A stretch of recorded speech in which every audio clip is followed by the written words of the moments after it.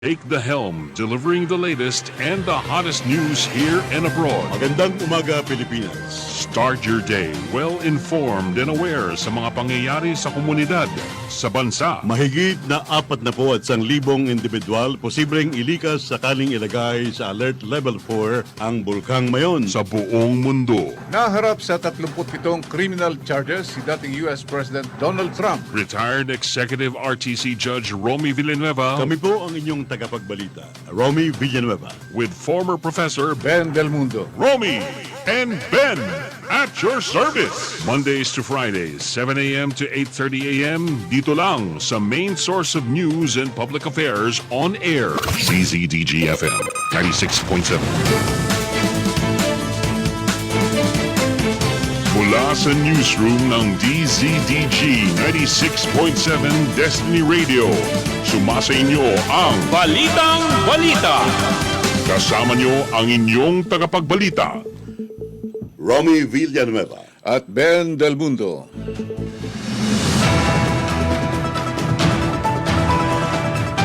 Sa ulo ng ating mga balitang balita sa araw na ito ng Biyernes, Setyembre 8, bandila ng Pilipinas baligtad sa meeting nina PBBM at Trudeau.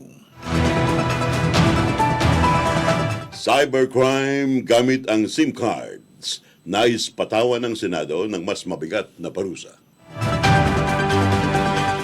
Ugnayan ng ASEAN, US tungo sa kapayapaan at kaunlaran tiniyak ni Marcos. Sahod ng mga opisyales ng PhilHealth, triple ayon sa isang salon.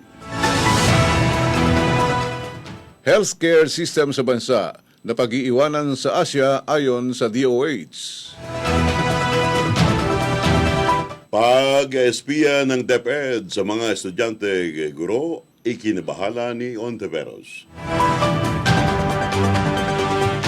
1 million pesos na confidential fund ng CHR hindi sapat sang-ayon sa isang solon. 307 million pesos na investments iniuwi ni Bongbong Marcos mula sa Indonesia at Malaysia. Tulong ng Interpol kailangan ng bansa sa pag-aresto kay Tebes. Panukalang 30 taong pagkakulong sa 100 million pesos multa sa mga hoarders isinusulong. 20 pesos, 1 kilo na bigas, isang panaginip ayon kay dating Pangulong Duterte. Kakdak itinalagang OIC ng DMW. 65 petisyon, DQ complaints tinanggap ng COMELEC. Minimum wage hike sa Region 4-A itinaas. Bangkay ng binatilyo itinapon sa Candelaria, Quezon. PSA nagsasigawan ng census sa agrikultura, pangisdaan sa Quezon. Real Mayor Bing Diestro Aquino kinondena ang pag-atake ng NPA sa Tagkawayan. At sa ating editorial na hinango sa pahigang Filipino Star ngayon, sunod-sunod na mga pagpatay. Balitang Balita. Sa detalye ng ating mga balitang balita, isang honest mistake ang baligtad na pagkakalagay ng watawat ng Pilipinas sa bilateral meeting sa pagitan ni na Pangulong Ferdinand Marcos Jr. at Canadian Prime Minister Justin Trudeau noong Miyerkules. Ito ay ayon sa pahayag ng Philippine Foreign Affairs Undersecretary Maria Teresa Lazaro sa isang kalatas na ipinadala sa Presidential Communications Office. Ang watawat na nasa itaas ang kulay pula ay nangangahulugang nasa giyera ang Pilipinas sa ilalim ng flag and heraldic code of the Philippines. Hinggil naman sa Battle of the Socks, tinukoy ni Lazaro ang SAC diplomacy kung saan nakaugnay ni Trudeau ang mga leader sa nasabing pulong. Matatandaang sa APEC meeting sa Bangkok noong Nobyembre, may kuhang larawan ang dalawa kung saan makikita ang kani-kanilang printed socks o printed na medyas. Samantala, inimbitahan ni Trudeau si Pangulong Marcos na bumisita sa Canada sa susunod na taon para sa pagdiriwang ng 75th diplomatic relation sa pagitan ng dalawang bansa. Tinuran pa rin ni Pangulong Marcos sa naturang meeting na ang Canada ay one of the most desired destinations para sa mga manggagawang Filipino. Optimistic ang Chief Executive sa Philippine-Canada ties dahil wala niya siyang nakikitang anumang obstacle o balakid sa nagpapatuloy at lumalalim na relasyon ng dalawang bansa. Balitang Balita. Nanawagan si Senador Gatchalian na patawan ng mas mabigat na parusa ang nagbebenta ng rehistradong subscriber identity modules o tinatawag na SIM card na ginagamit sa cybercrime activities. Ito ay inihayag ni Gatchalian matapos ibulgar ng NBI Cybercrime Division Chief Lotok na naibebenta ang registered SIMs sa maraming social media platforms. Sang-ayon kay Gatchalian, sinasamantala ng grupong kriminal ang pangyayari na naibebenta ang rehistradong SIM. Sa ilalim ng Republic Act No. 11934 o ang Subscriber Identity Module Registration Act, kapag gumamit ng fictitious identities o fraudulent documents upang iparehistro ang SIM card na maipakukulong ang gumawa nito mula 6 na buwan hanggang 2 taon at multang 100,000 pesos hanggang 300,000 pesos. Naging epektibo ang batas nitong Disyembre 2022 na inaatasan ang lahat ng SIM owner na iparehistro ang kanilang mobile phone numbers na nagtapos ng mandatory registration noong July 25. Balitang Balita. Patuloy namang makikipagtulungan ang Pilipinas sa Estados Unidos at iba pang mga bansang miyembro ng ASEAN upang matiyak at makamit ang kapayapaan at pagunlad, sinabi ni Pangulong Ferdinand Marcos Jr. ng Miyerkules sa ika-11th ASEAN-US Summit. Makakaasa ng suporta at tulong ang Pilipinas mula sa US para sa ASEAN Centrality at ang mga prinsipyo ng ASEAN Outlook on the Indo-Pacific, gayon din ang The Spirit of Camp David, isang joint statement ng United States, Japan at South Korea. Pinuri din ni Marcos Jr. ang trilateral maritime exercises sa pagitan ng Coast Guards ng Pilipinas, Japan at US na naglalayong mapabuti ang humanitarian assistance. Bukod pa rito, binigyan diin ni Marcos Jr.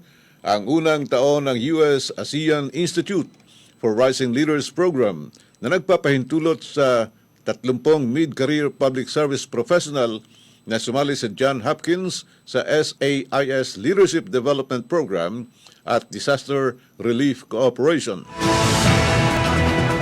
Hinikayat din ng Chief Executive ang mga bansa ng ASEAN na gamitin ang pakikipagtulungan nito sa US sa koneksyon at mga supply chain sa pamagitan ng pagpapatupad ng ASEAN-US Trade and Investment Framework Arrangement at ang Expanded Economic Engagement Work. Balitang Balita. Triple ang sweldo ng mga executives ng PhilHealth sa panahon ng COVID-19 dahil sa executive order na inilabas ng dating Pangulong Duterte noong 2021. Ang Executive Order 150 ay nag-standardize ng mga sweldo ng lahat ng government-owned corporations. Ipinagtanggol ng tagapagsalita ng PhilHealth na si Israel Pargas ang kanilang panukalang 101.5 billion pesos na budget para sa 2024 sa pagdinig ng House Committee on Appropriations noong Miyerkules. Itinuro ang Kalusugan Party List o ng Kalusugan Party List Representative Reyes na ang ulat ng Commission on Audit noong 2022 ay nagsiwalat ng triple na sweldo ng mga executives na may ilan sa kanila ay kumikita ng hanggang 500,000 piso buwan-buwan. Nanindigan si Pargas na nag-apply sila sa Governance Commission para sa GOCCs at inaprubahan ang mga tumaas na sweldo. Balitang Balita. Inamin ni Health Secretary Ted Herbosa na nahuli ang Pilipinas sa mga kapitbahay nitong bansa sa Asia sa usapin ng healthcare system. Sa budget deliberation ng Miyerkules, nagtanong si Baguio City Representative Mark Go tungkol sa vision ng Department of Health para sa 2040 tungkol sa health performance indicators. Sinabi ni Herbosa na habang ang Pilipinas ay kabilang sa isang middle income na bansa at maring maging isang high middle income sa bansa sa 2040. Inamin ng kalihim na nahihiya siya bilang Pilipino dahil naungusan na ang Pilipinas ng Thailand, Vietnam at Indonesia. Binigyang diin ni Herbosa ang kahalagahan ng pagpapabuti ng health sector sa bansa. Aniya, kailangang magpursige base sa level ng ekonomiya. Dahil magandang takbo ng ekonomiya, umaasa ang mga kapitbahay sa bansa na healthy din ang lagay ng populasyon ng bansa. Balitang Balita.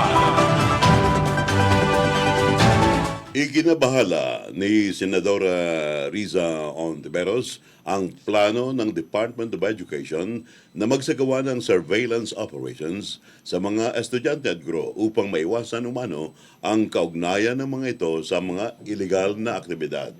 Sinabi ni Ontiveros na inamin ni Vice President at Deputy Secretary Sara Duterte ang planong ito kasabay ng budget deliberations na learners and our teaching and non-teaching DepEd personnel ay posibleng maisama sa surveillance operations. Sa pagdepensa sa kanyang proposed 150 million pesos na confidential fund para sa 2024, sinabi ng DepEd officials na ang pagtaas sa recruitment of minors into insurgency, violent extremism, and gangsterism sa mga paralan ng dahilan para sa naturang pondo. Nanawagan ang senadora muling ilaan ang confidential budget ng DepEd na 150 million pesos para sa pagtupad sa pangunahing mandato nito sa pagbibigay ng accessible, pantay at dekalidad na batayang edukasyon. Balitang Balita. Buo ang suporta ni Senador Rafe Tulfo sa panukalang dagdagan ang confidential funds ng Commission on Human Rights dahil hindi sapat ang 1 million pesos sa ahensya kumpara sa ibang tanggapan tulad ng Office of the Vice President. Sa ginanap na deliberasyon ng budgeting ahensya, sinabi ni Tulfo na mayroong ahensya na humihingi ng multi-million confidential funds pero napagbibigyan ng Kongreso. Paniniwala ni Tulfo na gusto nitong putulin ang stigma laban sa CHR na nakapokus ang ahensya sa pagbibigay ng proteksyon sa suspect kaysa biktima. Sa kanyang pananalita, sinabi ni CHR Executive Director Jacqueline Ann de Guia na mahigit 90% ng kanilang kliyente ay nagmumula sa vulnerable sector. Ayon kay de Guia, nakapokus ang kanilang serbisyo sa vulnerable sector tulad ng financial assistance, legal advice, counseling at investigasyon sa kaso. Hiling ng CHR na maibalik man lang sa 5 million ang kanilang confidential funds. Nitong 2018 at 2019, nabigyan ng CHR ng 5 million halaga ng confidential funds na ginamit ito at itong 2020, nakakuha lamang ang ahensya ng 1 million hanggang sa kasalukuyan.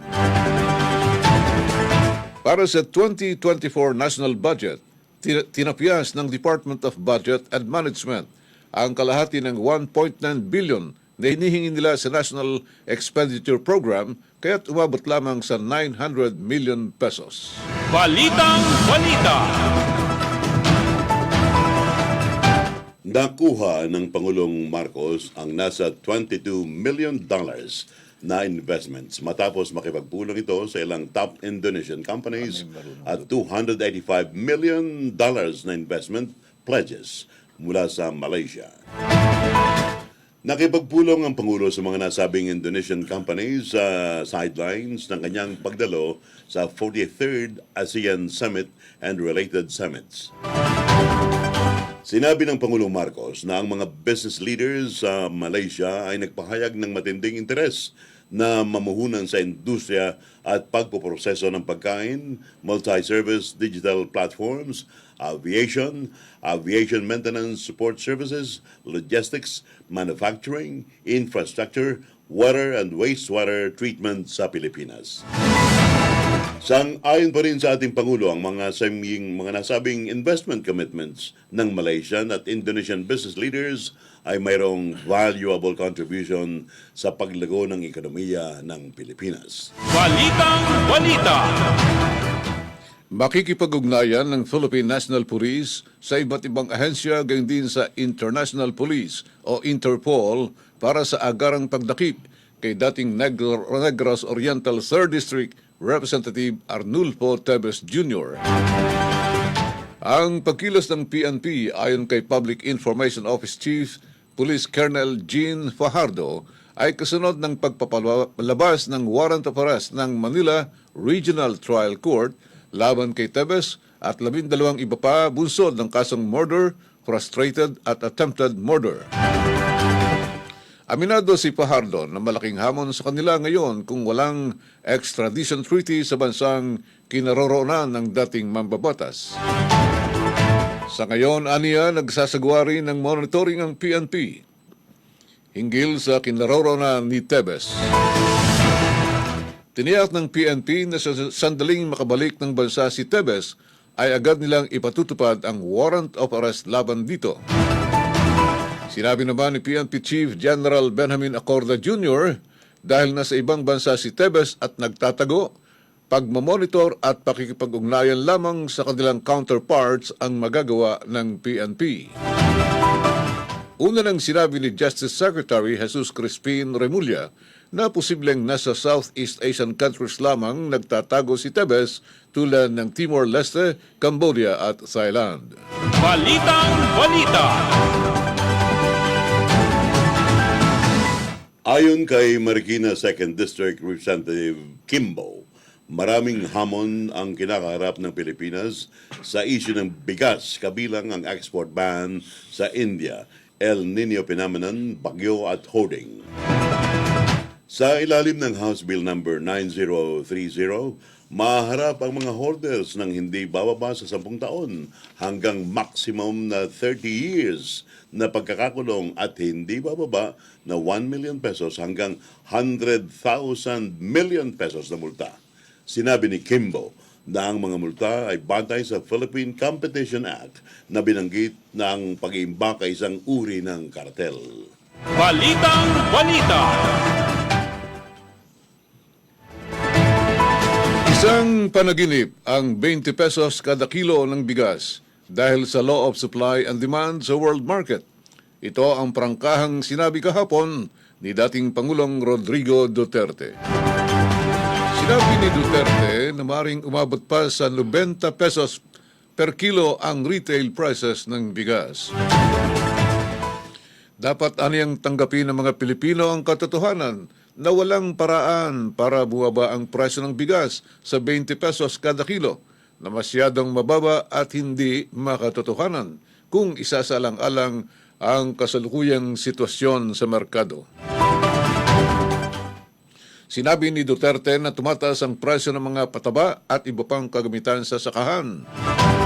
Dapat aniyang handa ang gobyerno na mawala ng hindi bababa sa 3 bilyong piso para makabili ito ng bigas sa mas mataas na presyo at maibenta sa mga tao sa mas mababang presyo para maiwasan ang posibleng revolusyon na bunga ng krisis sa pagkain.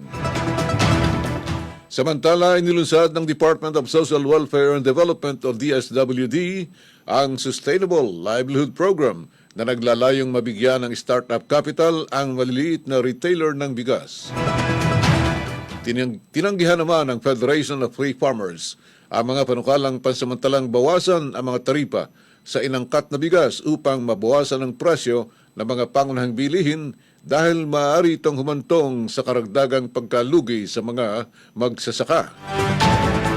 Sa kasalukuyan, ang pinababang taripa ng mga importer ng bigas ay nasa 35% mula sa original rate na 50%.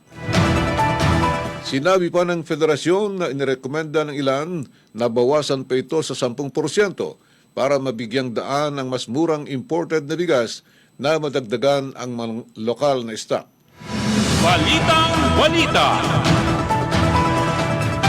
Itidalaga ng Pangulong Marcos si Undersecretary Hans Leo Kakdak bilang OIC ng Department of Migrant Workers. Pupuna ni Kakdak ang nabakanteng pwesto ng namayapang si DMW Secretary Susan Ople. Matatandaan na pumanaw si Ople noong Agosto 22 dahil sa sakit na cancer. Si Kakdak ay Undersecretary for Welfare and Foreign Employment ng DMW at nagsilbi bilang Administrator ng Overseas Workers Welfare Administration. Samantala, itinalaga ni Bongbong Marcos si Jennifer Pia Las bilang chairperson ng National Commission on Indigenous Peoples na nasa ilalim ng Department of Social Welfare and Development. Balitang Balita. Hindi pa man nagtatagal makaraang magtapos ang pagsusumite ng COCs, nakatanggap na agad ang COMELEC ng 65 petisyon para kanselahin ang COC at disqualification complaints laban sa mga kandidato sa darating na barangay at sangguniang kabataang elections. Inaasahan namin na tataas pa yan kasi yung mga nag-file noong Lunes lamang ng candidacy ay mayroon pang 5 araw pagkatapos mag-file ng COC para malampasan ang mga naturang kaso. Ito ay ayon kay COMELEC spokesperson attorney John Rex Laudianco. Ngunit wala pa namang natatanggap na petisyon para ideklara ang isang kandidato na nuisance candidate, sabi pa ni Laudianco. Isa sa ilalim naman ng COMELEC sa masusing pag-aaral ang mga petisyon at reklamo na dumarating sa kanila upang mabigyan ng kaukulang aksyon bago sumapit ang halalan. Inaasikaso na rin ng COMELEC ang consolidation ng pinal na numero ng mga kandidato para sa BSKE na nakatakdang isagawa sa Setyembre 19. Sa datos ng COMELEC, tumanggap sila ng kabuang 1,414,487 COC mula sa 82 probinsya sa bansa. Sa naturang bilang, nasa 96,962 ang tatakbo bilang punong barangay, mahigit na 731,000 sa sangguniang barangay, at mahigit na 92,000 para sa SK at mahigit na 493,000 para sa SK members. Balitang Balita. Pinagbigyan ng Regional Tripartite Wages and Productivity Board sa Region 4-A ang pagtataas sa minimum wage sa mga pribadong kumpanya sa pagpapalabas ng Wage Order number 4A-20 nitong Setyembre 1. Sa ilalim nito, naitaas mula sa 385 pesos mula o patungo sa 520 ang minimum wage sa mga non-agriculture sector. 385 pesos naman tungo sa 479 pesos sa agriculture sector at 385 pesos para sa mga retail at service na mga establishmento na mayroong hindi higit sa 10 tauhan. Ang mga nagtatrabaho naman sa sektor ng agrikultura sa mga syudad ng Calaca at Carmona ay tatanggap ng dagdag na 89 pesos. Makaraan ang reklasifikasyon ng mga lugar bilang component cities mula sa pagiging first-class municipalities. Inaprubahan ng wage order nitong September 5 ang National Wages and Productivity Commission. Ilalathala ngayong September 8 at magiging epektibo 15 araw makaraan ang publikasyon. Sa pagtataas sa sahod ay resulta ng ilang mga petisyon ng labor groups dahil sa patuloy na pagtaas ng presyo ng mga pangunahing bilihin at mga pagkain. Inaasahan na direktang mabibinipisyuhan ng wage increase ang nasa 719,704 minimum wage earners sa rehiyon. Sa mga balitang lokal, natagpuan ang bangkay ng 14 anyos na binatilyo na may tama ng bala sa ulo sa barangay Malaban Sur sa Candelaria, Quezon noong Martes ng gabi. Kinilala ng pulisya ang biktima na si Alexander Bas Yap Jr., residente ng barangay Malaban Sur. Natagpuan ang bangkay ng biktima sa gilid ng Candelaria, San Juan Road. Sinabi ng pulisya na mayroon silang 2 persons of interest sa krimen kung saan ang isa ay kapitbahay. Patuloy ang follow-up na investigasyon at manhunt operation. Balitang Balita. Kasalukuyang nagsasagawa ng census ang Philippine Statistics Authority o PSA ukol sa agrikultura at pangisdaan sa lalawigan ng Quezon. Tinatayang 62,000 respondents na magsasaka, mangisda at aquaculture ang target ng census. Kumuha ang PSA ng 339 enumerators, 61 team supervisors, 22 census area supervisors at mga assistant para magsagawa ng survey mula September 4 hanggang October 25. Ang census ay may temang ka-farmer, ka-fisher, tayo ang bida, ay isa na sa gawa kada 10 taon, sabi ni Pokyutan. Kanyang hinikayat ang mga respondents at mga opisyales ng barangay na makipagtulungan sa pamamagitan ng pagbibigay ng tamang impormasyon at mga datos sa mga enumerators upang matugunan ang pangunahing layunin ng CAF. Sinabi ni Pokyutan ang resulta ay magsisilbing komprehensibong larawan ng sektor ng agrikultura at pangisdaan sa Quezon. Balitang Balita. Nakiisa si Real Mayor Bing Diestro Aquino sa pamahalang panlalawigan ng Quezon sa pagkondena sa ginawang pag-atake ng New People's Army sa Tagkawayan, Quezon noong Setyembre 1. Sa isang pahayag, nakiramay din si Aquino sa mga pamilya at mahal sa buhay ng mga miyembro ng CAFGO na namatay at nasugatan sa pag-atake. Sinabi niya na hindi kukonsintihin ng Real ang anumang uri ng terorismo at anumang aktibidad na sumisira sa kapayapaan at kaayusan. Hindi niya papayagan ang mga teroristang grupo na lumikha ng gulo at hadlangan ang paglago at pagkakaisa ng ekonomiya, dagdag pa niya. Nanawagan siya sa publiko na gawin ang kanilang bahagi at maging mapagbantay at iulat ang anumang banta sa mga otoridad. Sinusuportahan ng Real ang pamahalang panlalawigan sa pagsisikap nitong itaguyod ang kapayapaan, katarungan at pag-unlad para sa lahat, aniya. Balitang Balita. Ngayon, ating tunghayan ang editorial na hangong mula sa pahayagang Filipino Star ngayon. Habang papalapit ang barangay at sanggunian kabataan elections, palubha ng palubha ang mga nagaganap na krimen na kinasasangkutan ng pagpatay sa mga tatakbong barangay chairman. Noong araw ng Martes, isa na namang kandidato sa pagkabarangay chairman sa Taal, Batangas ang pinagbabaril at napatay ng mga kalalakihang nakamotorsiklo. Si Erasmo Hernandez ang ikatlong kandidato sa pagkabarangay chairman na pinatay makaraang ideklara ng COMELEC ang pagpafile ng kandidatura para sa BSKE na gaganapin sa October 30. Wala nang kinatatakutan ang mga riding in tandem. Kahit may mga CCTV na nakakalat, isinasagawa pa rin ang krimen. Kahit may mga COMELEC checkpoints, wala pa rin nakapipigil sa kanila.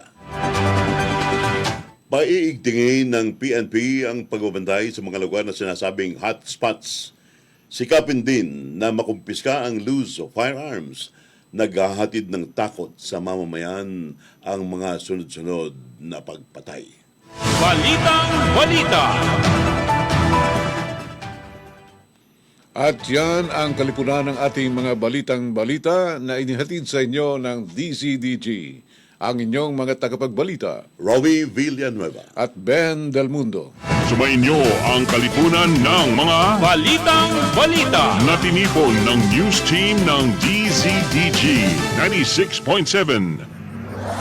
Veteran broadcasters take the helm, delivering the latest and the hottest news here and abroad. Magandang umaga, Pilipinas. Start your day well-informed and aware sa mga pangyayari sa komunidad, sa bansa, Mahigit na 41,000 individual posibleng ilikas sakaling ilagay sa Alert Level 4 ang Bulkang Mayon. sa buong mundo. Naharap sa 37 criminal charges si dating US President Donald Trump. Retired Executive RTC Judge Romy Villanueva Kami po ang inyong tagapagbalita, Romy Villanueva. with former Professor Ben Del Mundo. Romy and Ben at your service. Mondays to Fridays, 7 a.m. to 8:30 a.m. Dito lang sa main source of news and public affairs on air. CZDG-FM 96.7.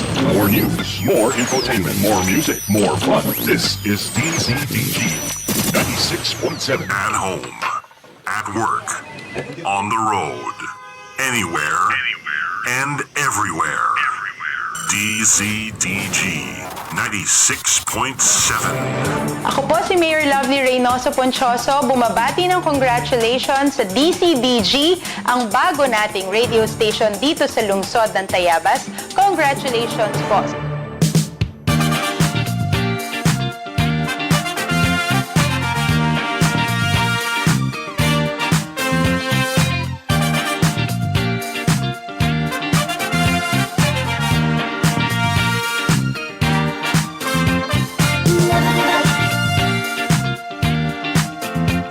Remember what makes you happy. Whoa, whoa, never give up.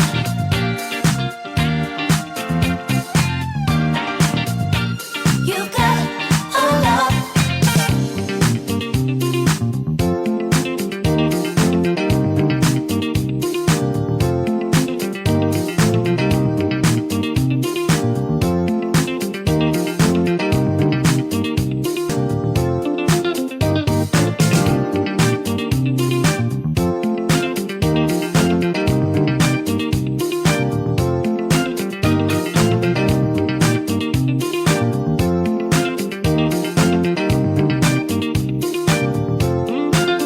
Stay together. Love forever. Again. Good morning, good morning. What a lovely day, pare. Friday morning. Yes, good morning, paring Judge Romy, at magandang umaga sa lahat ng ating mga taga-subaybay. Samahan niyo po kaming muli sa 1.5 oras na Romy, and Ben at your service. Sa araw na ito ng Friday, pare, ito ang isa sa, ito'y isa sa unang-unang interview natin to rito, no? Ah, ganun ba? Oo. Eh, maswerte itong itong araw nito. Oo. Ito'y Friday. Friday at saka, alam mo bang itong ating interview kilala ko ito. Estudyante ko ito eh. Ah, ganun ba? Ganun ka nakatanda. At saka ito ito ang estudyante kong binigyan ko ng pinakamataas na nota. Aba, talaga na ba? At ito ay hinilaan ko, sabi ko, magiging abogada ka. Aha. Aba. Ay, Totoo lahat, nagkatotoo. pare. Nagkatotoo. Totoong lahat ang sinabi ko sa kanya. Kaya sabi ko, hindi na ako nakapagpadala ng formal letter Aha. ng invitation sa kanya. Sabi ko lamang baka sakaling pagbigyan. Abi, andyan kagad Ayan ang mabilis Yan ang aksyon. opisyal. Yan ang opisyal. Yan. Yan ang public servant. Yan. Mabilis kumilos. Yan, sabi ko sa iyo Nakakatuwa ako itong tuwa pare. Ay, good morning sa ating guest na si Attorney Ana May Barcena. Barcena. Yan. Barbacena? Barcena pa rin. Yes. Okay. Barsena ba o Barbacena? Barbacena, tinan mo. Ay, talaga nakalimot na si Judge. Medyo matanda na nga si Judge. Ay, sandali. Okay. Are? Okay, nakauna. Ayan. Okay. Yung pala, siya nga naman, hindi Barbacena. Saan ba yung nga dito sa atin? Ako po, sir, ngayon ay sa Commission on Election po. Commission, ikaw ang COMELEC Yes, sir. officer. Opo. Anong talagang designation? Election Officer 4 po. Election officer po. Gaano ka tagalan ng election officer po? Mga 8 years na po. 8 years dito sa Lucena Lucena City. City. Okay. Atin muna ba rin pabatiin siya sa ating mga taga-subaybay at taga-pakinig. Yeah. Live po tayo sa YouTube, gayon din naman sa Facebook, ang DCDG 96.7. Okay. Bumati ka muna, Attorney Anamay. Good morning po sa lahat po ng ating mga viewers and tagapakinig po ng DZDG at good morning po sa akin pong former instructor si Judge Villanueva at saka po kay Sir Ben. Okay, thank you. Thank you. 8 years na pare siya na COMELEC officer ng Luzon na Lucena. Ganon. At alam natin siya ay busy sa ngayon. Itong unang katanungan, gaano na karami ang nakapag-file ng Sa lungsod na sa Lucena. Luzon ng Lucena? Bali po, ang total pong nag-file sa atin ng Certificate of Candidacy ay nasa 1,509 po. Pero nagkaroon po ng mga withdrawals na umabot po ng 4. So ngayon po na isubmit po natin ay 1,405 po na candidates for Lucena City po. Yun, 1,405 candidates. Yung 1,405 na yun, para sa lahat-lahat na yun. Sa lahat-lahat na po yun, mula po sa punong barangay hanggang sa member na Sangguniang Kabataan. Okay. Etong so far, wala namang mga violence na nangyari, kung ano man. Bali, Na related sa dito po sa atin po sa Lucena, wala pa naman po mga election-related na violence na naire-report po ng ating pong PNP at AFP po sa atin sa Commission sa Election po. Ay, maraming salamat naman sapagkat dito sa ating kunyan, eto, kapapangyari lamang sa Batangas. Yung napatay na kandidato sa pagka-barangay chairman. Dyan sa, anong lugar ito sa Batangas? Ano ito? Si Erasmo Hernandez. Dyan sa Taal, pare. Taal, Batangas. Isa lamang yan sa mga nauna pang iba. Itong para makilala ng lubos ng ating mga taga-subaybay, itong si Attorney Anamay Barbacena, ito'y nagtapos ito ng criminology. Katapos Saan? sa Enverga University. Siya ba'y taga Lucena? From where are you, sa Quezon? From Tagawayan po, Judge. Tagkawayan. Doon sa lugar na May inambus ng ambush. NPA, yung mga kapgo. Sa bayan ni Mayor Eliazar po. Eliazar, oo. at Konsehal Debero. Yes. Kababayan mo pala si Pinsang Rizalino Villanueva, Opo. At saka itong naging abogada rin, Yes. si April. Yes po. Villanueva. Kasama kong director sa IBP, Quezon Chapter. Ayan. Ngayon, pagkatapos niyang nakita ko pare na ang gandang sumulat nito na napakalinis. Ganoon. At kung sumagot, rektahan. Kaya 125 ito kagad sa akin ba? Kaya pala, mataas ang grado. Ay, Oo. nung kausapin ko yan, Hindi siya pare. pwedeng doktora, no? Ay, kahit doktora pa ang kinuha niyan, maging doktora yan. Ay, hindi maganda sumulat eh. Yes. Ang oo. doktor ay pangit sumulat. Oo. Sabi ko dyan, sabi ko, Miss Barbacena, kumuha ka ng abogasiya. Tiyakin mo, kumuha siya ng abogasiya. Ayun, sinunod ang payo mo. Sinunod, naging abogada. Ayun. Alam mo ba, once or twice, yan ay humarap sa akin nung ako akatibo pa sa RTC Brand 60. Ganon. I think twice na humarap sa akin yan. As a witness? No, as a lawyer. As a lawyer. Meron siyang isang kaso. Yan. Yan ang part lamang ng ano. Gusto ko lang mayroong insights na malaman tong ating mga taga-subaybay. Batang-bata pa itong ating COMELEC supervisor na ito. Ba? Ano ha? Kung di ako nagkakamali, mga 25 lang yan. Yo. Okay. Ibig sabihin, ito na may hindi naman masama. Single pa sila. Okay. Yun. Nakita mo. Okay. Sa ngayon, meron bang mga balita na merong lumalabag sa ating COMELEC law sa hinggil sa premature campaigning? Actually po, dun sa premature campaigning, wala pa pong formally po nagpa-file ng complaint sa aming opisina kung meron pong mga violations about do sa ating mga candidates dito sa Lucena City po. May nag-i-inquire po about kung may certain candidate po na may ginagawa, but not to the point po na nagpa-file ng formal complaint po yung ating mga nag-i-inquire po sa ating opisina. Ayun. May pakikita ako sa inyo, Attorney Barbacena, na pictures ng mga kandidatong may nakasabit na at nakapaskil ng mga tarpaulin. Ay di ho ba bawal pa yan dahil hindi pa naman campaign period. Opo. Ayan. Kaya although walang nagrereklamo, ay sabi ko nga kahapon para sa iyo, meron tayong tinatawag na motu proprio. Motu proprio. Na pag nalaman ng COMELEC yung mga ganong pangyayari, pwedeng ang COMELEC ang mag-file ng complaint laban doon sa mga kandidatong lumalabag doon sa election code natin. Yes. I-confirm mo nga, Attorney. Doon po sa mga halimbawa po, meron pong mga nagpo-post na ganyan. Initially po talaga, yung pong yun po ay violations ng elections law. Pwede po tayo mag-file ng complaint. Okay. Meron din po kaming may ginagawa na kung halimbawa po may mga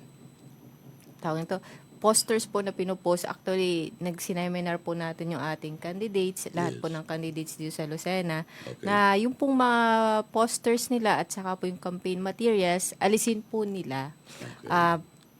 Before po sila or hanggang bago sila mag-file ng certificate of candidacy dahil po na-inform din po natin na the moment po sila nag-file ng certificate of candidacy ay they will be considered as candidate po at lahat po ng acts on omissions related to elections ay pwede po nilang ma-commit. Ngayon po, kung meron pong mga posters na ganyan, as much as possible po, bibigyan po muna natin sila ng notice din po. Iyon. Marami ho ito, Attorney. Marami po. Saan mga lugar pa rin? Saan po? Sa Ibabang Dupay. Ibabang Dupay. Oo, ito'y mga pictures ng September 6 na ipinadala sa akin ng ating mga netizens. Ang dami nito. Iba't ibang mga kandidato sa SK at sa barangay. Okay. Barangay chairman, barangay kagawad. Okay po. Yan. So, ilan po ba mga tao niyo sa COMELEC, Attorney Ana? Sa amin po, national po kami po ay lilima lamang na COMELEC staff po dito sa Lucena City po. Kaya Pero, pala, kinakatulong yung PNP? Kung halimbawa po, sir, yes po. Katulad po, pag kami magkoconduct ng mga Operation Baklas, Yan. kasama po namin yung PNP, AFP po, at saka po DENR, at saka po Engineering Department. So far, meron na kayong ginawang pagbabaklas? Sa ngayon po, wala pa po kami ginagawa activity sa Operation Baklas po. Tinapos lang po muna namin yung yung bubang pagpo-file po ng certificate of candidacy dahil kailangan po namin i-submit. Okay. Pagkat napakinggan ko si COMELEC Chairman George Garcia kaninang umaga na yung mga pagbabaklas ay sila binibigyan ng 3 days within which to baklas. Alisin yung mga ganon. Pagkat hindi naman masyadong kumbaga ay masungit ang COMELEC. Yes po. Pagkat binibigyan sila na alisin ninyo sa loob ng 3 araw ang mga nakapaskil na bawal. So, bakit? Makalipas ang 3 araw, hindi yung binabaklas, husgado na ang magpapasya. Sabi niya, George Garcia, walang kaibigan, walang kung ano man. Kami po, gagampanan namin ng COMELEC, magpa-file kami sa husgado, doon na po kayo magpaliwanag. Yun ang paliwanag niya. at huwag niyong hintayin na banggitin ko pang isa-isa mga pangalan niyo na nakaretrato dito. At ito'y sa isang barangay lang. I'm sure sa iba pang mga barangay ay marami ding mga lumalabag at kaaga-aga ay nagpapaskil na ng kanilang mga mukha, mga pangalan sa mga tarpaulin, sa mga posters. Yes. Nanlalamang kayo niyan. Unfair yan. Ang tawag dyan, pare, ang tawag dyan ni Comelec Chairman Garcia, magulang. Yeah, magulang. Nanggugulang. Oo. Ayan. Pagkat sariwang-sariwa kanina, ako yung nakinig sa radyo ng Maynila. Na buong tapang na pinahayag ng ating Comelec Chairman Garcia.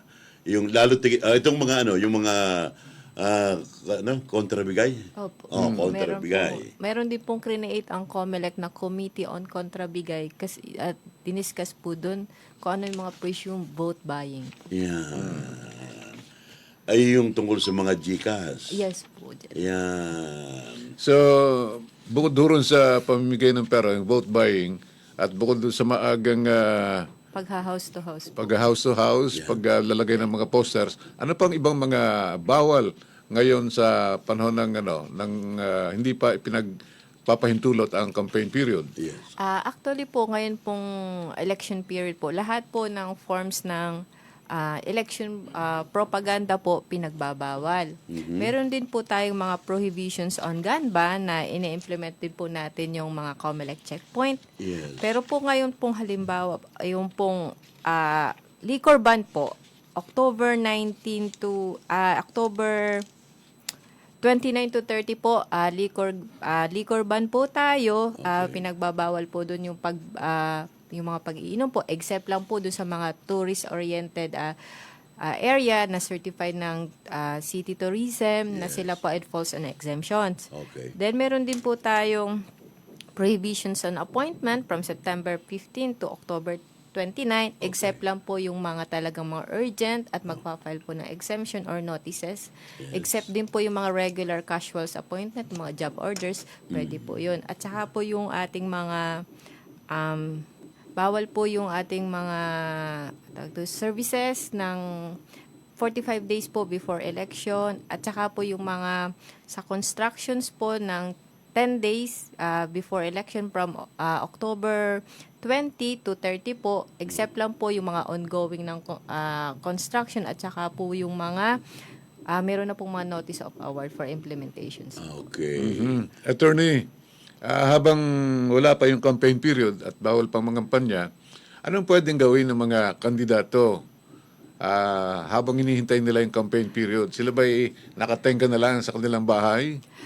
Sa ngayon po, sir, talagang wala po dahil nga po election period po at nag-a-apply po sa kanilang prohibitions ay bawal na bawal po muna talaga silang mangampanya at kung ano man pong klaseng pagtulong na magagawa nila siguro po, but not to the point na yung talaga pong nangangampanya, yung pag-a-appearance nga po sa mga televisions, mga bawal na rin po yun. Ganun. Opo. Kahit nga po sa social media ay bawal na-inform din po natin ang ating mga candidates na Okay. bawal po yun kasi po it's form of encouraging po ng mga botante na ito po ay paghihikayat na iboto po sila sa darating na eleksyon.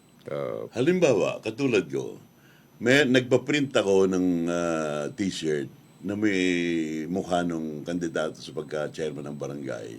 Ay ako'y pag-alagala diyan. Sinuot ko ngayon, halimbawa, ay ako, sinong lumalabag ako? Opo. O yung kandidato? Bali po makukonsider ka po na supporter po ng kandidato kasi po anything of value na in the form po na nag-i-encourage or po tayo ng ating candidate, pinopromote po natin ang candidate. I-endorse. It may be considered as a form of campaigning po. Halimbawa, itong sombrero ko, nilagyan ko nung pangalan ng kandidato. Is it a form of ano? Pwede rin po siyang makonsider yung mga hat, caps po, ball pens na pinamimigay po natin or yung pong sinusuot natin na may murals in public places po na ginagamit na may it may be considered as identity po ng candidate. It will be considered as a form of campaigning po. Okay. Kasi nga po tayo dito yung mga murals in public places, yung ginagamit natin po, yung mga pinamimigay na distributed na t-shirt, fans, mga ball pens, umbrellas, handkerchief, bags, anything of value. Anything of value. Ay may be considered po as a form of campaigning po. Halos parang nga po, talagang parang halos parang wala ka munang gagawin. Kasi nga po, Tala- ito ay hindi pa campaign period. Pagkat, liwanagin natin, ang campaign period ay magsisimula sa Ang campaign period po kasi 19. ay magsisimula po sa October 19. October 19 po to November, To 29. October October 19 to November 28 po. Ah? Ay, No, no. October 19 to October 29 at 29. 28 Sampung araw po. lang. 28. 28. Kasi So- po yung 29 at saka 30 po bawal na pong mga na. kampanya. So, Gano'n. October 19 19 to to October 28. 28. Mayroon po Okay. tayong 10 days 10 days lang ba yun? Opo. 10 days lang ano? 19, 20, 21. Ilan days pare? Baka sumabra. 28, 10 days. 10 days, yes. 10 days lang po tayo talaga binibigyan ng at karapatang mangampanya kasi po para po ini-equalize natin yung mga may kakayahan at walang kakayahan na mga kandidato dahil di po ba sa barangay election po allowed lang po tayo mag-expend ng 5 piso kada registered voter po. Usually po, kung halimbawa pong mauuna tayo, mas magkakaroon tayo ng advantage dun sa ating mga opponent na halos hindi well off pagdating po sa pangangampanya. Siya nga naman, kaya matapang na sinabi ni Comelec Chairman George Garcia, yung mga gumagawa ng ganyan ay magulang. Nanggugulang. Manlalamang. Ayan, Yeah. matalamang. Taking advantage. Mga kapitan, mga kakandidato dyan, 10 mga daliri lang, bilangin yung 10 araw lamang ang inyong campaign time o period. Yung Attorney Barbacena, yung 5 piso sa bawat isang tao na gagastusin ng mga kandidato, ay yan ba'y realistic pa? Realistically wise po ay parang hindi na po feasible. Kaya lang po, ito po yung pa rin po ang nasasaad sa ating batas na ang atin pong omnibus election ay hindi pa rin po na-amend. Yes. Pero kami po ngayon sa Commissions on Election, ongoing na po yung ginagawa ng aming mga commissioners Yes. sa pag-a-amend po nung per chapter po ng ating omnibus election code para po maging updated do sa prevailing circumstances. Okay. Ay kung hindi naman kandidato at sinabi ko, ay parang Romy, o mga kaibigan, iboto nyo si ganon ha, huwag nyo kalilimutan si ganon. Tayo naman po, pero po tayong mga, yung pong pangangampanya kasi po natin, it may be considered na supporter po tayo ng candidate. So, ang ganito po, ang bibigyan po namin ng notice ay yung candidate na yung tungkol sa kanyang mga supporters. At if ever na hindi po niya mapastop yun, it will be considered na meron po siyang condonation dun sa mga act ng kanyang mga supporters na nangangampanya po sa Ayun. Pwede namang umattend sa mga occasions ang mga kandidato. Sa ngayon po, it may be, kasi po ang campaigning nga po pwedeng directly or indirectly. Correct. Yes. At sabi Mga nga po natin, pasimple kung lang. yung pasimple pong ganon, it may be considered po a form of campaigning. Kasi isipin po natin, yung ano po ba yung usual na ginagawa ng pangangampanya? Upo, magpapakilala tayo sa tao. Pag meron nga pong 2 or 3 gatherings, parang pinapakita na po natin yung ating mga insights tungkol sa ating plataforma. Yes. Ngayon po, kung hindi tsaka hindi po usual na talaga na tayo lagi na attend sa mga meetings, gatherings, di po ba? So ngayon lang during election, yung ngayon pong election period, dito pala nakikita natin na ang ating mga kababayan nagpaparamdam sa mga tao, nag-a-attend ng mas simpleng gatherings, simpleng meetings, nagiging yung presence po nila nagiging visible na usually ay hindi na nangyayari. ginagawa. Ay, tama nga naman.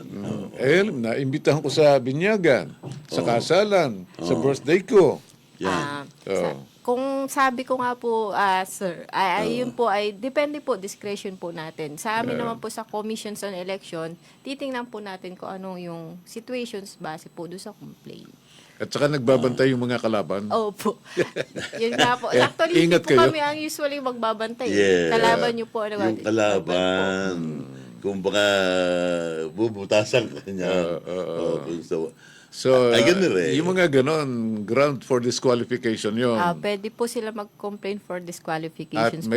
may kasama pang pagkabilanggo. Oo Okay. po. Sa atin po na ngayon pong batas, ang sa Commission on Election naman po ay yung not less than 1 year but not more than 6 years po ang imprisonment at meron pong disqualification na to hold not to hold public office at saka po yung right of suffrage ay mawawala. Yun. Ay, ganun rin. Yung bang penalty na yun, ay hanggang 6 years lamang? Opo. Sa lahat ng offenses? Opo. Kaumalag, ano? Yes po. Ay, di bagat pag 6 years ay probationable? Sa amin po sa Commission on Election, ang election cases po ay hindi kasama po sa subject of provisions kasi po hindi po single and indivisible po yung offense. So usually nga po pag kami inaanuhan na mag-plea bargaining, Yes. ini-explain po namin na indirectly ay nagko-commit po tayo dun sa dahil hindi nga po allowed yung provisions, Yes. hindi po pwede yung yung mag-plea bargaining. But then, we leave it to the discretion of the court. The court. Ayan. Yan ang isang malaking question kasi. We leave it. Kung hanggang 6 na taon lamang pare kasi, sa mga kasong kung sa rebisadong Kodigo Penal, o revised penal code, ay yun, sinabi ni na magaling talaga yun. So, yung divisible, indivisible. Yan, yung mga ganong termino eh. Dati pare ikaw nagtuturo. O ngayon, tinuturuan niya Ngayon ikaw ako. ang tinuturuan. Yan pare. Maraming tataka sabi, "Ay, 6 na taon lang yan. Yan ay mapoprobation ako. Ayun, tama yung sa kanya. Pinaliwanag na, bagamat, may plea bargaining kasi. Kaya lang po sa amin po, we usually oppose on that po. Yes. Dahil magiging parang, kasi po Walang ngipin, opo, tsaka po special law po ang atin pong omnibus election code. Correct. Special law pare yan. Yeah. Special law. Mga kaibigan, kung sakasakali, sa mga sumusubaybay sa atin sa ngayon, meron po kayong katanungan, ay pwede pong tumawag po kayo sa telephone namin din 0929-2168-100. At pwede po kayong magtanong kung ano man po ang inyong nais na maitanong, lalo tigit doon sa mga, halimbawa sa ngayon, may tumawag sa atin, kandidato sa pagka-chairman. Paano yun? Ay, kung halimbawa po magkakaroon mo po ng inquiry, ay di sasagutin po muna natin kasi hindi naman po for the fact na magkaka-win po siya. Di ba? Halimbawa, si Chairman Ganere, tumawag din sa akin, Judge Romy, ito po si Chairman Juan de la Cruz. Ay, gusto ko pong magtanong kay Comelec Officer, bawal ba yun? Hindi naman po. Hindi naman. Pero po meron po kasi tayong mga instances na halimbawa naman po, yung talagang unusually sa mga broadcaster na unusually repeated minimension yung names na para pong minimension niya dun, parang pinopromote niya yung isang candidate. Yeah. Medyo meron po tayong prohibitions dun sa mga radio station. Ganun pala. Kasi po, kasama po siya sa parang prohibited campaigning na unusual repeated mentions of candidates Okay. na supposedly hindi mo naman usually minimension sa segment mo. It may be considered po na form of campaigning on the part po dun sa mga... Katulad ko, Katulad ko. Ito isang buwan na halimbawa. Meron akong pinagagawang repair dyan sa Better Living Subdivision. Incidentally, ako ang president ng homeowners. Nakikita mo, yun, Opo. pagkat kalapit kayo ng Better Living, doon ang inyong opisina. Meron dong kasalukuyang ginagawang road yes po. road repair. Maganda na. Bawal ba yun? Yun naman po. Ongoing yun? Ongoing naman po yun. Kasi po yun ay, usually po yun ay wala pa naman po tayo doon sa prohibition period sa ganun. Pwede yun naman po sa amin, ino-notify po na meron pong mga ongoing projects. Yung mga exemptions po kasi natin, i-inform lang po natin yung COMELEC kung ano po yung nangyayaring activity po. Okay. At saka po ito ay sa government po. Ayun. Pagkat hanggang sa ngayon, hindi pa tapos yung road repair doon. At katunayan ay ini-inspection ko kung tama na yung pagkakagawa. Ay, diretso pala naman. Pero hindi ko nababanggitin. Ay, mahirap na. Yung pala pare, kaya Ngayon hanggang October, 18, 19.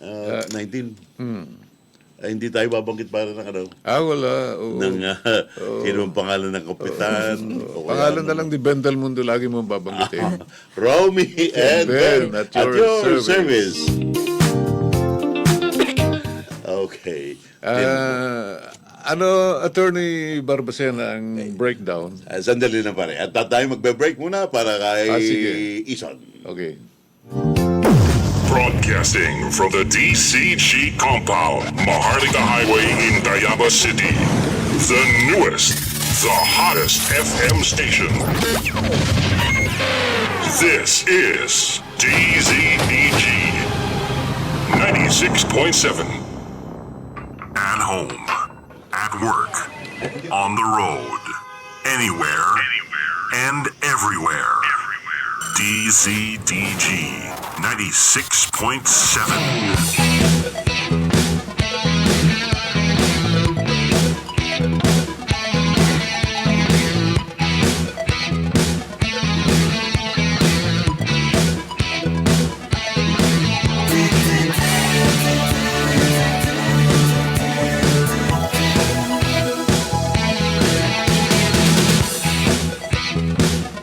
Okay, muli pong nagbabalik ang Romy and Ben at your service. Okay, patuloy tayo ba? Pare. Okay, amin pong kapiling ngayon ang COMELEC Supervisor ng Lungsod ng Lucena na si Attorney Anime Barbacena. Yes. At kung meron kayong mga katanungan sa ating COMELEC Supervisor, ay pwede po kayong tumawag sa 0929-2168-100 dito sa aming DCDG 96.7. Okay. Ano pa rin kasunod mo yung tinatanong ko na breakdown, nasabi niya na 1,505 ang nag-file ng COCs, no? From the original na 1,509. Nag-withdraw yung 4. Siguro, ano kayang dahilan at nag-withdraw? Baka galing sa recto yung yung ibang papel. Kasi, di ba nababalita na yung iba, fake yung birth certificate. At saka ganun meron pa bang dapat sabihin na dahilan sa pag-withdraw o basta you just withdraw yun? Ay, dun po sa form po na pinipil upan, wala naman pong reasons na naka-stated. They just had to withdraw po. And so far, walang nagwi-withdraw? Or may nag-withdraw na? Meron pong nag-withdraw na kasi meron po sa amin nag-file ng 2 certificate of candidacy. Okay. And then nag-withdraw po, actually nag-cancel po talaga siya nung kanyang other COC po. Tapos meron pong nag-withdraw dahil, ewan ko po, bigla po siyang nag-back out ng kanyang certificate of candidacy. Meron ba sa pagkakataong ito sa iyong pagiging COMELEC officer, meron bang dalawang magkaparehong pangalan? Doon po sa sa amin po sa commissions, doon po sa nag-file sa amin, parang magkakaiba naman po ngalan. Pero po, sa apelyido po, halos maraming magkakapareho po. Oh. So paano? Kinakailangan pag iboboto siya, kasama yung first name.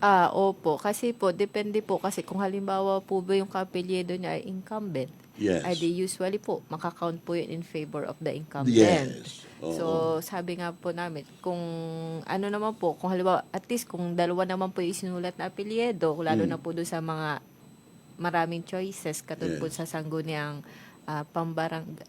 barangay, kung 2 po sila, ay counted po yun. Kaya lang po, kung halimbawa po, incumbent yung isa, doon makakount yung boto. Pero kung halimbawa po silang parehas hindi incumbent, stray yung vote for them. Ayun, doon nagkakaliwanagan. Ay sa ngayon,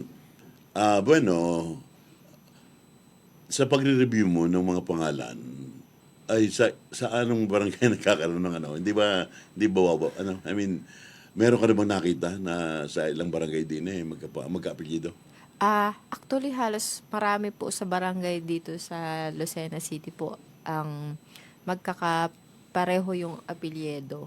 Meron nga po sa Dumuit, Talim, sa ano to, Gulang-gulang. gulang-gulang sa barangay 11 po, yung mga nahawakan ko po lang, ang natandaan ko. Okay, oo. Yun po sa Salinas, yan. Yung mga ganun po, yun po mga apat na, yung mga papel na nahawakan ko kagabi. Kaya napansin ko na may mga magkakaapelid. Kaya naitanong ko lang na ay sapagkat yan kasi sa barangay, magkakamag-anak yan eh.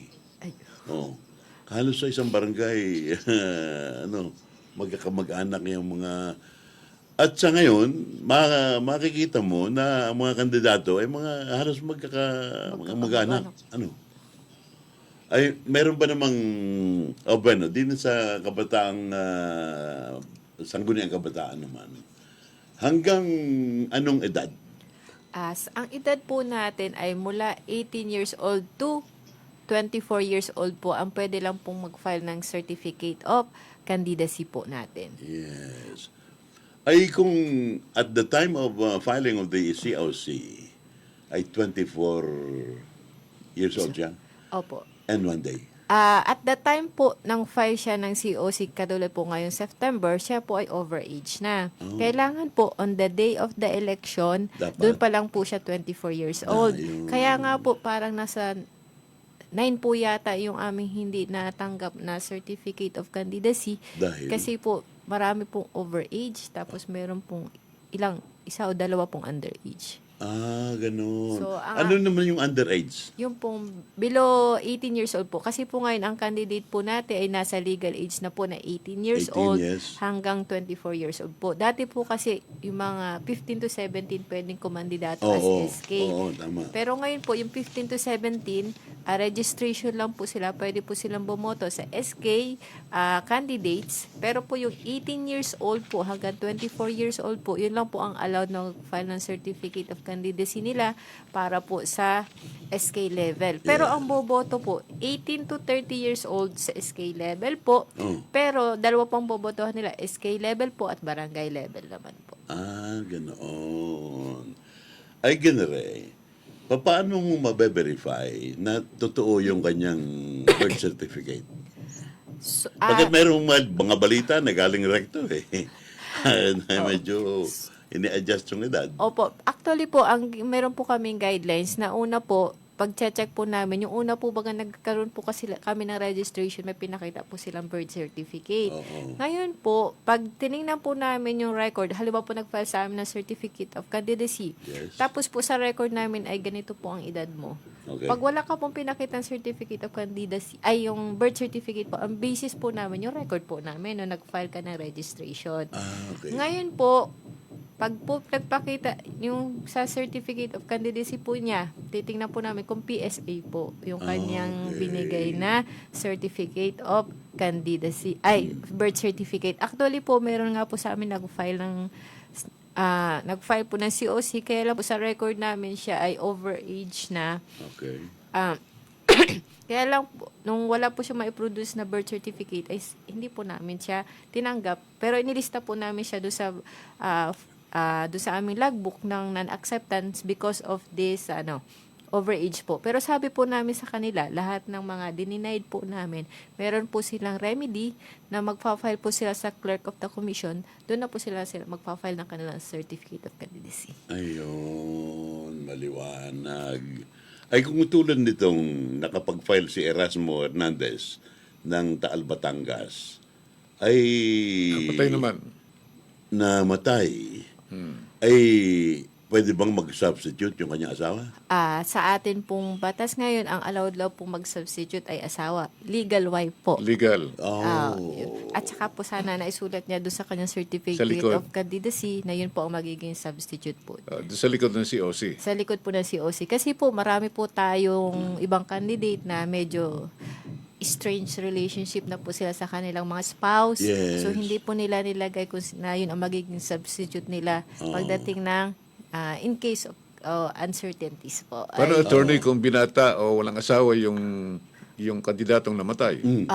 Pag mga binata po at dalaga, ay panalangin na lang po natin na maging healthy po tayo hanggang election dahil po wala pong substitution. Substitution. gano'n. Pag single ka, Hindi pwede yung sweetheart. Ay, hindi pa po pwede. Bali po dun po sa ating... hindi pwede byuda, no? Opo. Kailangan po ikasal. As much as possible po, dun sa atin po kasing resolution ngayon, napaka-explicit po na sinasabi niya na ang pwede lang po pumalit ay spouse. Legal spouse. Spouse Legal. naman. Talagang kasal. Pag ikaw ay byudo, Ay pag byudo po, wala ka po pong uling bagong asawa, Oo. wala pong kapalit. Ayun. Unless po kayong mabuhay at ayun pala, ay di wala palang pag-asa yung mga byudo dyan. Ay, mga single. Oo. Ay, huwag kayong mamamatay muna. Ingat kayo. Attorney, dito pa sa lungsod na Lucena, aling barangay ang may pinakamaraming mga kandidatong barangay chairman? Kasi yung iba walang kalaban yata eh. meron po, ang pinakamarami po ay sa Gulang-Gulang, Ayun. Ilayang Dupay 5 po. yata yung sa gulang-gulang eh. po, Ano? Ilayang, at saka po Ilayang Dupay. Ilayang Dupay. Ibabang Dupay po. Ibabang Ay, babang Dupay. Dupay. Oo. Ayun, na may pinakamaraming illegal na poster. Ay, tutulungan namin kayo, ha? Talagang... Meron pati- din naman po tayo mga uncontested, yung pong Barangay 4, Lumuit, at saka po, yun, Ilayang Dupay po. Uncontested po sila. walang kalaban. Ilayang Dupay. Yes po. Ano ba? Ilayang Dupay po, Dumuit, at Barangay Dumuit. 4. Barangay 4. Aba... Ang ay sabagay, wag nang babakit ang pangalan. Ay, ang ibabang iya, meron. Meron po. Halos lahat po meron na po. Ilan sa barangay Yam? Ay, teka, hindi ko lang po natandaan ko. Ang balita ko, 2 eh. Ibabang iya po. Dalawa lang po. Dalawa pong babae ang... Ang marami Yeah. pare, mga kagawad. Kagawad. Oo. Ayan. Attorney, bakit ba magiging 2 taon na lamang ang termino nila? Di ba dati 3? No. Ay hanggang 25 na lang sila. 2 years. Kasi po may yung ating pong Supreme Court na na po sa ating pagdidili lagi ng election ng ating mga representatives ay nagbaba na po ng resolution ang Supreme Court na every 3 years thereafter na po ang ating election sa barangay level at yung any extension po ay nagiging na pong unconstitutional. Tsaka po yung mga reasons for the delay of the elections ay hindi naman na po valid. Ano ho ba mga qualifications ng kakandidatong, especially yung barangay chairman? Sa atin pong mga barangay chairman po, ang una lang po muna, syempre po, citizens of the Philippines. Ito po, able to read and write. Registered voter po, at least, registered voter po, syempre, residents, at least 1 year immediately preceding the election. Level po, at least 18 years of age po. Wala pong mga no convictions or for moral turpitude. Okay. Yun lamang po ang mga qualifications natin sa So, ating- ibig sabihin, kahit na ikaw elementary graduate lang, for as long as you You can are- read and write, pwede kang kumandidato. Opo. Maraming trabaho ang barangay chairman o ang kapitan eh. Marami. Ay, una-una, dapat marunong kang gumawa ng resolution. Okay. Pangalawa, marunong kang gumawa ng program of development sa inyong barangay.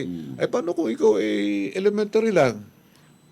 Ay, may seminar naman. May seminar naman daw po ang DILG. Okay. Baka po yung not able to read and write. Actually, meron nga po nagque-question sa amin yan kung pababasahin ko. Yes. Sabi ko po ay hindi naman po natin pababasahin sa ating opisina. Pero sa akin po, since meron ka pang ilang days Yes. bago mag-election period, i-prove mo na qualified ka, magsimula ka na mag-aral ng abakada. Magbasa-basa na po tayo, tsaka magpatulong tayo, magpa-tutor tayo para tayo matuto magbasa at mas makaintindi dahil ang pagprepara po sa darating na eleksyon, kailangan physically, mentally, at saka po talaga, kung gugustuhin natin, gagawin natin ang paraan tayo ay matuto. Yun. Tama yun. Sa ngayon ba'y wala nga pang pinalalabas na primer tungkol sa barangay election? Kami po, yung amin po, yung po mga resolutions po. Yun. Meron po kaming resolutions na sinusunod po, yung Resolution 10924. At dito rin po, nagkaroon na po ngayon ng delivery of mga materials sa aming opisina, yung po mga general instructions para po sa DepEd na ipamimigay po namin. At yung pong mga trainers po namin ngayon po ay magkakaroon na po kami ng activity para naman po i-seminar yung ating mga elections officers po. Para po, yun naman po i-seminar nila sa kanila magiging electoral board sa darating na election po. Merong balita sa kamay nila na gagamitin ng mga malls dito sa atin. Sa atin po ay Lucena. hindi pa po kasama ang Lucena sa pilot testing po ng mga voting. Pero dati po nung dati pong eleksyon, nag-try po tayo, kaya lang po hindi po na-implement yung mall voting. Yes. Kasi kahit nga po ngayon ang automated election for barangay, hindi rin po tayo nakasama sa pilot testing for automated election. Wala kayong, ano ba, para naman Dinidesignate tikman ng po. mga taga-Lucena. Lalo tigit yung mga senior citizens, di ba, mga PWD. Meron man tayong SM, Pacific May Mall. Pacific Mall. Hindi ka ba pwedeng gumawa ng request? Bali po sila po ang nagde-designate ng Commission on Election. Nalalaman po na lang namin sa field. Dito na po yung pilot testing na area sa Cavite, ganoon.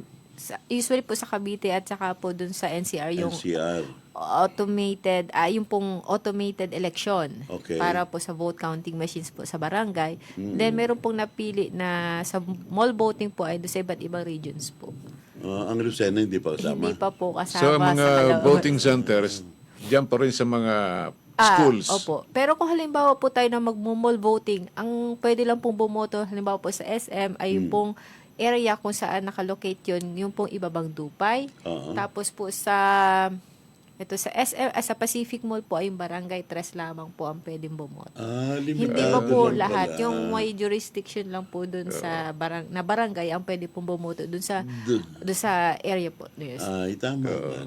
Ay, meron ba kayong priority precinct para sa mga seniors at PWD? Lahat po ng ating mga senior citizen, PWD po, at saka pregnant women, priority, kasama po sila sa priority lane po natin at sila pang uunahin sa pagboto po. Kasama na rin po din dun yung mga persons deprived of liberty po. Maganda sana, pare, kung sa mall sila makakaboto. Kasi yung last election, naranasan ko, ako'y naroon sa senior lane ay napakainit, tapos ilan laman ng upuan, ilan. Ay, ang hirap, matagal din. So, mainit yung kwarto, mainit yung waiting area. Kaya, maganda sana kung sa mall makakaboto ang mga seniors at PWDs at saka yung mga pregnant women. Siguro pati yung pregnant men. Kaso nga, NCR lang pare sa Cavite lang ang pilot nila eh. Ay, may panahon. Baka naman aabot pa. Alas 8:18 mga kaibigan. Sa Romy and Ben At your service. Ang aming pong kapanayam sa araw na ito ay ang COMELEC officer. Anong tawag mo kanina? Election officer po. Election officer na si Attorney Ana May Barbacena.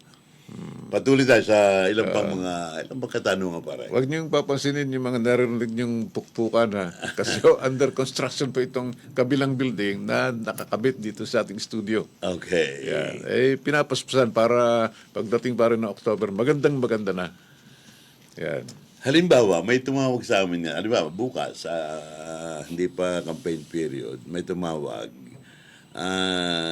Just Romy, pwede bang ako'y magbibigay ng donasyon sa ganitong barangay? Actually, bawal po Bawal tayong donate po muna. Opo. Yung po, lalo na po, the day before election and on the election date, prohibited po mag-donate yung mga, lalo na po yung candidate at saka po yung kanyang mga supporters, kamag-anak during po those periods. Halimbawa, yung kandidato na pagka-chairman na kinuhang ninong sa kasal. Ay, pwede naman po. Pwede naman. Ay, pwede naman pala. Yung pagdadala ng 500,000 Ayun, yun pesos. Money ban po. Money ban, oo. O yun, maniba. Doon po sa aming resolutions, meron pong money ban na 5 days before election. Bawal pong magdala ng ganong amount. Wala ba exemption? Exemptions po yung mga disbursing officers, yung Mga mga kahero. treasurers po, yung pong mga, at saka po dapat po meron tayong dalang company ID at saka po yung authority to travel. Okay. Ay sabi, limbawa yung 500,000 ay binawasan ng 1,000. Hindi na 500,000 yun. Ay pwede na yun. At, Gagawin yun ng magulang. Opo. Ng gugulang. Opo, kasi meron din pa po doon na yung may certain amount din po doon sa ating mga presumptions na basta may maliliit na amount na pinag-divide na hati-hati po, pwede rin pong maging presumed vote buying po. Actually, niya naman po ay nakikipag-coordinate ang Commission on Election sa AMLA po at sa BSP naman po. Now, Attorney Barbacena, how will the COMELEC effectively enforce the vote buying? Alam mo naman yung mga kandidato napaka-gagaling. Pamaraan po. Gumagawa ng mga pamaraan. Oh. As much as possible po, we will promote po na sana walang vote buying at vote selling.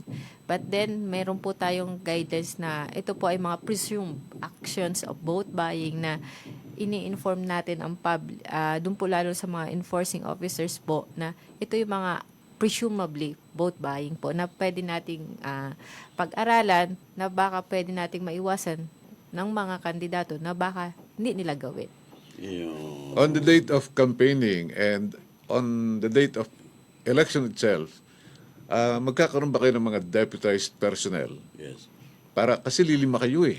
Actually po, sir, ngayon po na-activate naman na po natin lahat ng ating mga deputized officers po. Actually, nagkaroon po tayo ng stakeholder engagement sa ating mga lahat ng deputized officer, AFP, PNP, BGMP, Bureau of Fire, yung MDRMC, DepEd po, DILG, and DOH, yung pong mga sa other services po natin na na-inform po natin sila about sa guidelines, nag-initial briefing na rin po tayo kung ano ang dapat nating o-observe para po sa darating na election.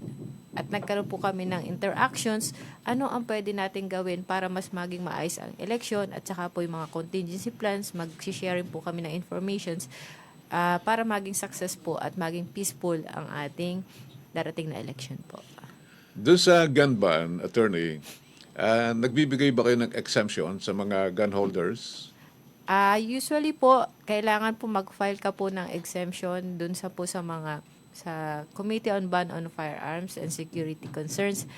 Meron po nung form na pinipilapan para po tayo ay ma-qualify po dun sa exemptions. Okay. Doon sa punto na sabi nga, kaya 10 araw lamang para magkaroon ng pagkakataon yung mga medyo walain din naman na kumbaga mayroon lamang bugso ng daming makapagserbisyo sa kanyang barangay. Ay ano yun, yung 5 piso ay kada botante. Po, kada registered voter po yun sa loob po ng campaign period. Okay. Yung ba ay yung populasyon ng barangay yung pagbabasehan? Yung registered voter po ng barangay. Hindi po registered yung entire voter. population. Kung halimbawa po, ang population nyo po ay 5,000, Yes. pero ang registered voter nyo lang po ay 100. 100. Ay di 5 pesos po times 100 is 500. Yun lamang po ang pwede nyo pong gastusin during the campaign period as your allowable expenditures po. Okay. Yung 5 piso, saan mo i-apply yun? Pwedeng ibili niya ng hamburger? Yung 5 piso po, applicable po yun sa iyong mga traveling expenses, yung picture po, gagamit po sa photocopying, sa pagbabayad ng mga yung watchers kung meron po. Okay. Lahat po ng expenses na related sa iyong mga posters, so yung pagta-travel halimbawa po, Yan. lahat po halimbawa po bibili ka ng mga materials mo, Yes. ng mga documentations mo, mga papel mo, yun pong 500 pesos ang gagawin. Ay, kung sumobra doon? Overspending yun. Kung na-report po niya, di overspending po yung katulad po ng isa nating dating kandidatong Oh. nanalo na nag-report po ng overspending and disqualify po. Disqualify. Tayo po kaya nga po ay nagre-report po tayo ng statement of contributions and expenditures. Yung SOSE. Opo. SOSE. 30 days after election at inform naman po natin ang lahat ng candidate na until November 29, 2023 po, kailangan tayo magsumite, manalo or matalo sa Commissions on Election ng ating Statement of Contributions and Expenditures po. Pagkat importante yan. Para- Yung report na yan. Oh, SOSE. Aba, Pag lumampas ka doon, may kaso ka. may kaso ka. Ano ang penalty? Actually po, anim na to po, disqualification din po to hold office po. Yeah. To hold public Okay. office. Opo. Yan ba ay Public merong prescriptive period?